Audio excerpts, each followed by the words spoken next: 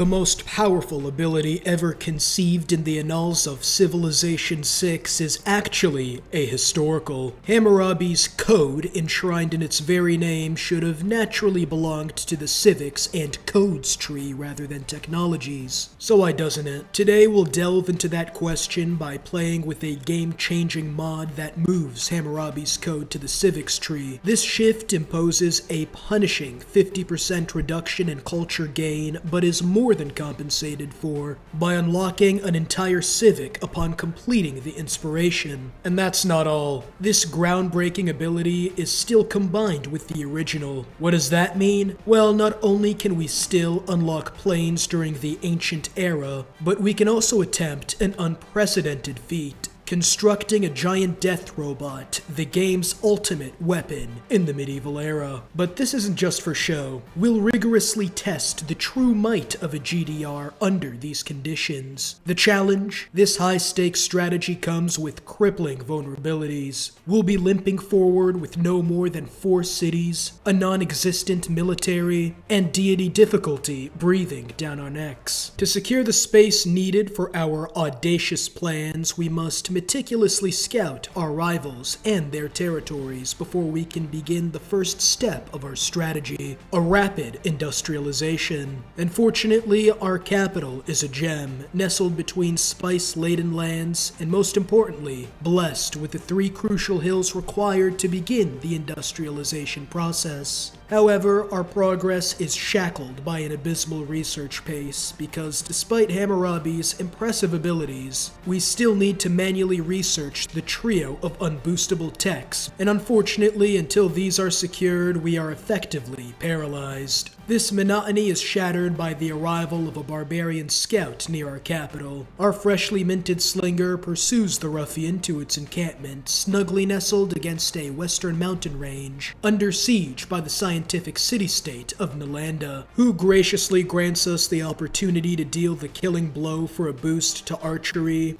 bolstering our defenses just as Gatarja, our first land-hungry neighbor, makes contact. Her discovery both unlocks the writing technology, while her vassal city-state Cahokia completes our trifecta of city-states, paving the way to political philosophy. With tundra to the north, impassable mountains to the west, and Gatarja's holdings to the east, our southern flank is the final unknown. Scouting reveals Lake Victoria as a natural barrier between us and Ambiorix, granting us a defensible start to begin our aggressive rush towards industrialization, which in turn holds the key to unlocking the greatest advantage you can have in this game: planes in the ancient era. Our first move is to build a builder in the capital, swiftly followed by a commercial hub. This builder, after a pretty penny, works 3 mines, unlocking the apprenticeship technology and granting us industrial zones for enhanced production, which our capital begins constructing before switching production to something else 1 turn before completion. This 5-brain move will be explained shortly and doesn't have anything to do with our choice of building the Palgum, despite it being the best unique building in the game. No, the reason we didn't want to finish the industrial zone is because Babylon's unique ability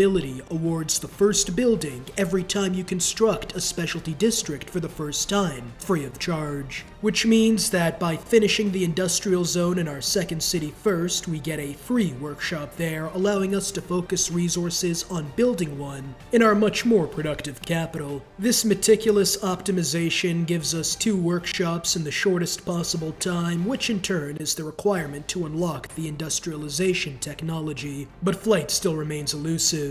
How do we get those planes? To bridge the gap, we turn to coal, an essential resource for powering our cities. Factories and coal power plants are swiftly erected, both supercharging our production, which we put to use on the World Wanderer Valley, while also unlocking the refining technology and the ability to work oil, which will be needed as soon as we finish our first privateer in Lake Victoria. Using our saved up gold to purchase a second results in the electricity technology, which lets us build oil power plants. advance. These cascading advancements culminate in the Ruhr Valley Wonder, a marvel that catapults our production capabilities while also classifying as an industrial era wonder, the eureka needed to research flight. And so on turn 104, we use our stockpiled oil to begin the construction of biplanes in the classical era, an advantage we plan to exploit ruthlessly. Our military buildup in the capital coincides with other cities building their own factories, the third of which allows me to establish a communist utopia in the medieval era, causing the Polish to quickly denounce me. If only Babylon's ability was this historical. But while most of my cities were building regular factories, the special oil power plant in my second city was finally completed, which unlocks ballistics. And as I use that tech to buy machine guns in the medieval era, I subsequently do something that might seem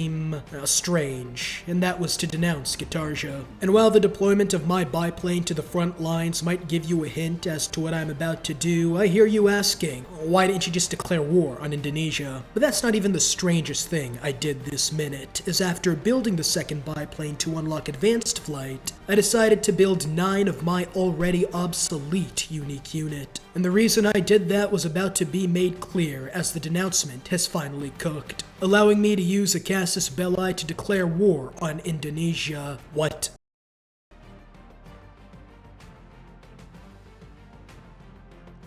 I'm ready. During the initial stages of my conquest, I have made the groundbreaking discovery that biplanes are extremely effective against primitive archers. But the same cannot be said for my warrior, and after a last-ditch effort to scare off the yeah, that's right, you better run! While the war front was going about as expected, we still haven't obtained our GDRs, and so the capital builds its required airport while we make cores out of our unique units. And after the third core, we unlock nationalism, which requires more of our Sabun Kibitums. But while we focus on building those, we still have a war to win, and those biplanes are pounding their defenses. All the while, our machine guns are coming in, meaning there is absolutely nothing Indonesia can do to slow down my conquest. Of course, how could I forget? Ancient era walls are known for withstanding death from the skies. With that proverbial and literal wall in place, we at least take solace in the fact our 3 new armies unlocked combined arms, allowing us to make use of the uranium near our capital. The indestructible walls of the first city were finally penetrated with our Plains Knights combination, but this debacle proves that we need stronger units than biplanes if we aim to win this game. That requires us to build the hangar in our second city before we can also build our second airport, so we will have to continue with our biplane Knight strategy for the second city.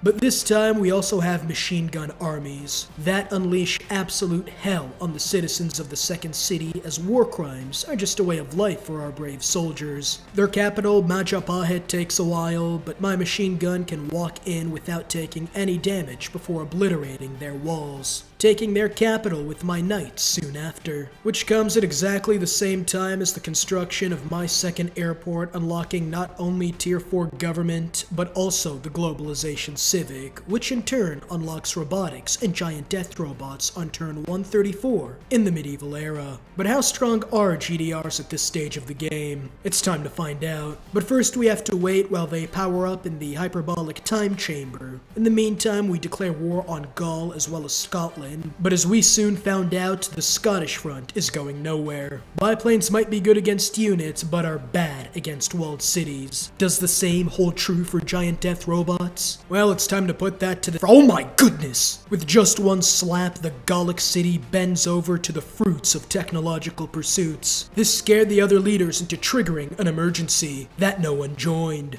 The second biggest city in the game was soloed, but maybe their capital can hold out. Not against a second GDR they can't. But as we move in our second city, I finally find it. The one city I need to make this video complete.